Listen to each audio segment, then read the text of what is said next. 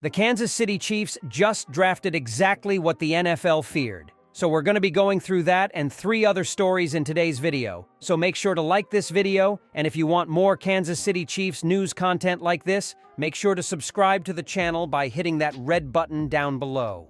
The first story is the Kansas City Chiefs' projected picks in every round have some big names and players.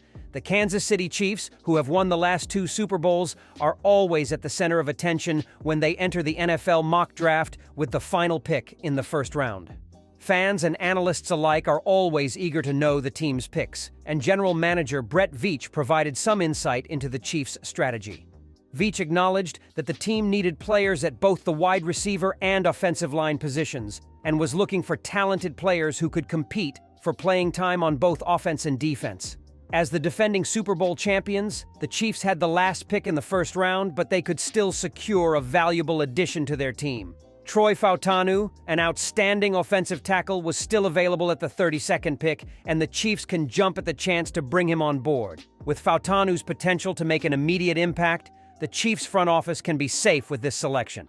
Moving to the second round, the Chiefs need to continue building their team, selecting Xavier Worthy, a wide receiver who excels in yards after the catch. Leese's skill set is expected to fit perfectly into the Chiefs' dynamic offensive scheme, and he is poised to impact the team's receiving core immediately. In the third round, the Chiefs can add Jalen Wright, a running back with incredible playmaking abilities. Wright's speed and agility are expected to elevate the team's offense to new heights, and he could be a valuable asset for years to come. The Chiefs need to focus on defense in the 4th and 5th rounds by selecting cornerback Elijah Jones and safety Ty Smith to add depth and playmaking ability to their secondary.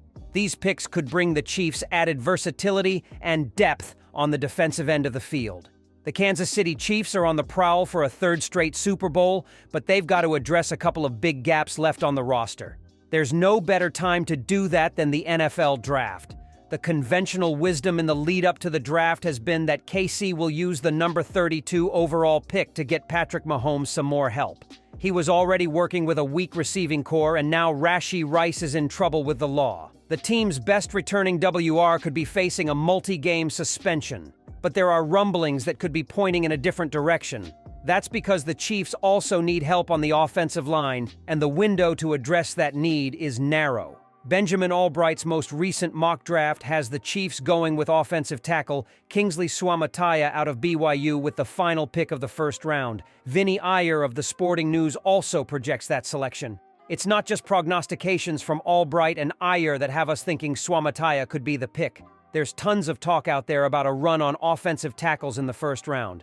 I think at least 7 and maybe 8 tackles go in the first round. I also think that could wind up knocking the second tier of receivers down the board a little, on the premise that teams that need both, and there are a few, stand a way better chance of finding a really good receiver on day 2 than they do a tackle.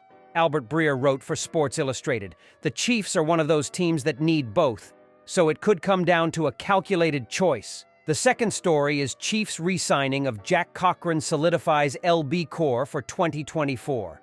Coming into the 2024 NFL Draft, the Kansas City Chiefs have quite a few positions where it makes great sense to add at least one body.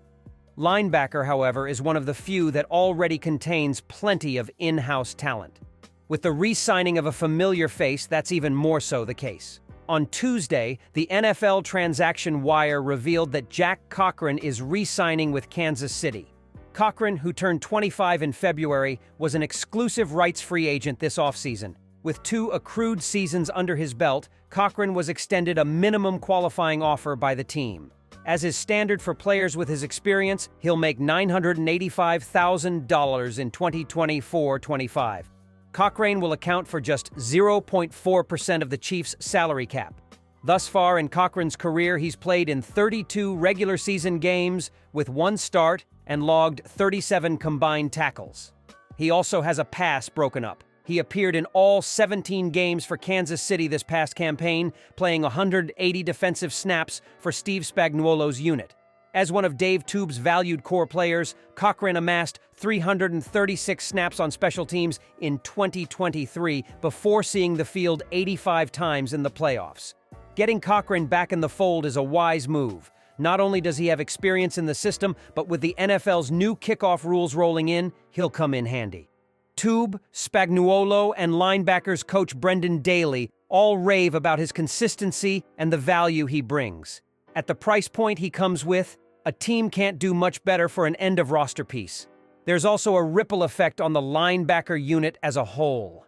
Even after losing Willie Gay Jr. to the New Orleans Saints, the Chiefs have plenty of cooks in the kitchen. With the draft arriving on Thursday, Kansas City has a clear top three of Nick Bolton, Drew Tranquill, and Leo Chenal. Behind them, Cam Jones and Cole Christensen make for nice depth. Retaining Cochran serves as an insurance policy for injury and added competition for the latter two linebackers. Cochran also pushes linebacker even further down the list of needs.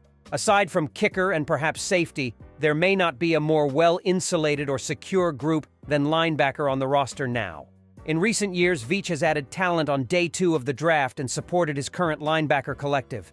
Now, there's hardly room for such an acquisition. The most realistic draft-related path would be a late-round selection or undrafted free agent being a praised practice squad landing spot. A team can never truly have too many players at one position, sure. Building for the future is also important. But given Cochran's re-signing as an IRFA, the Chiefs can just about check that box off their to-do list. As the draft passes and the offseason program continues, don't be surprised if the club brings in one more piece at linebacker. Do be surprised, though, if the current rotation changes much at all. The Kansas City Chiefs are serious about running it back for a Super Bowl three-peat and beyond. On Monday, April 22nd, the Chiefs announced they agreed to an extension with head coach Andy Reid, President Mark Donovan, and General Manager Brett Veach. While the exact details of the extensions were not immediately revealed, Reid is in line for a massive payday. NFL Network's Tom Pelissero posted, Chiefs chairman and CEO Clark Hunt told Andy Reid he wanted to make him the NFL's highest-paid coach, and now he is, on a deal that runs through 2029, per sources. One person who's thrilled for Reid is Chiefs quarterback Patrick Mahomes, who immediately reacted to the news. Reid's extension successfully shut down those retirement rumors that swirled before the Chiefs won back-to-back Super Bowls. Big Red revealed on The Rich Eisen Show on March 7th that he'll just know when it's time to call it quits, which obviously isn't anytime soon. The last time Reid signed an extension was in 2020, after winning his first Super Bowl with the Chiefs. Reid earned $11.5 million annually, Sportico reported in November, making him the 8th highest coach in the NFL. The number 1 spot was held by Bill Belichick, who earned $25 million a year. With Belichick gone, Denver Broncos head coach Sean Payton was the highest-paid coach, raking in $18 million annually. So if Reid is now the highest-paid coach in the NFL, he's earning a salary over $18 million a year. Reid will be 71 years old when his deal expires, while Mahomes will be 34. Reid shared heartfelt statement thanking the Chiefs organization for his extension. I'm incredibly grateful to Clark and the entire Hunt family for giving me the opportunity to lead this historic franchise, Reid said. The third story is Tyreek Hill explains why he felt disrespected by the Chiefs. Tyreek Hill recently admitted he felt the Kansas City Chiefs disrespected him shortly after he left the team in 2022. In a recent appearance on the $1 Million Worth of Game podcast, the star wideout said he didn't like to see Isaiah Pacheco immediately inheriting the number 10 jersey at Arrowhead. Yeah, man, Kansas City got a good running back today. You can hear and see every step he takes. They are so hard. I did feel disrespected when they gave him 10, though I didn't like that. There should be only one 10 in your heart, man, Hill said via Chiefs Wire.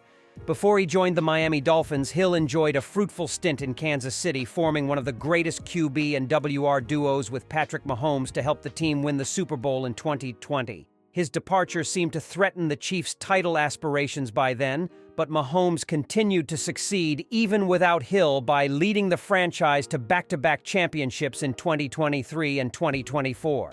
If the Chiefs winning the ring the very first season they lost Hill was quite impressive, let alone that they did it again the following year. Cheetah has seen all of this from the distance as Miami couldn't get past the wild card round since his arrival. The first year that they went to the Super Bowl, my wife and I took a trip to Tokyo because it was kind of hard for me, Hill said. I don't want to look at no game. Oh well, let's just go to Tokyo. Let's get away from it, right? And let's do our thing. So we went to Tokyo for the first year, and when they won, I reached out to all the guys. While the Chiefs' triumph in their first year without him was painful for Hill, the talented playmaker was nothing but happy for Kansas City's win in 2024. His former team beat the Finns in the postseason, but the wideout had no hard feelings. The second year, this year, when they won, like I watched the whole game, I'm like, y'all, we gotta win this thing. You feel me? I'm cool. Nah. But the first year, it was kind of hard. I'm saying trying to get over that hump of seeing the guys do they thing out there, Hill said.